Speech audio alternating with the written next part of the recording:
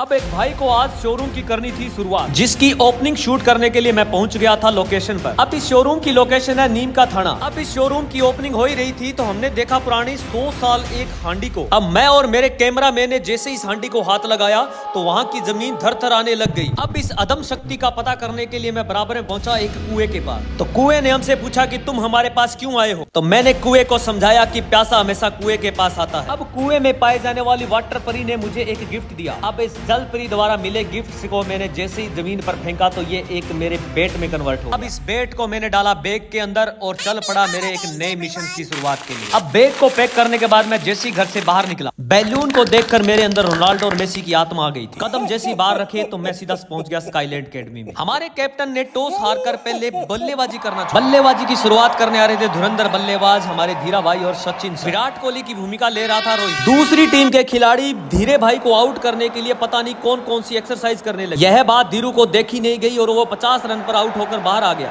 हर्ष अबरोल और सचिन की बेहतरीन बल्लेबाजी से हमारी टीम ने यह मुकाबला 50 रन से जीत लिया था। डॉक्टर रमन ने हमें बताया कि 25 दिसंबर को कलरफुल फूलों की पौध लेने के लिए आप बीमार गौशाला एलनाबाद के अंदर पहुंचकर ले सकते हैं। दूसरा मुकाबला हमारा एलनाबाद वर्सेस लुधियाना के बीच। लुधियाना की टीम ने हमारे को बड़ी आसानी से हरा दिया था और उसका सम्मान करने के लिए हमारे जितने भी टीम के मैनेजमेंट थे उन्होंने उनको सम्मानित। उसके बाद मैं पहुंचा मेरे सबसे क्लोजेस्ट फ्रेंड राजन साहू के। अब राजन ने मुझे बताया कि सबसे बेस्ट अगर आपको सैंडविच या पैटीज खाना है तो इस दुकान पर आकर खा सकते। अब मेरे भाई ने अपने लिए सिंपल और मेरे लिए ग्रिल पैटीज ऑर्डर किया। अब बाहर गर्मी को देखते हुए हमने एक कोल्ड ड्रिंक भी ले लिया जिसका नाम था कोका कोला। सीसीटीवी हमें रिकॉर्ड कर रहा था, उससे पहले मैंने उसको रिकॉर्ड कर लिया था। अगर ये व्लॉग पसंद आया हो तो मेरे चाहने वालों को सभी को मेरी तरफ से ये फूल मुबारक। Good night.